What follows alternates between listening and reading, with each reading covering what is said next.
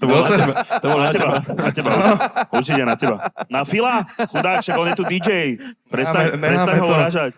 Ľudia rozhodnú. Však sa aj Phil rozplače od DJ. No. DJ Vojto. Ale poslechl bych si tady Lukáše, jelikož vole se šel... Akože určite sa dá s tým pracovať. Za mňa ten výkon dneska nebol akože prvotriedny, ale ja tam vidím stále ten potenciál. Možno by som si vybral iný track, by tebou.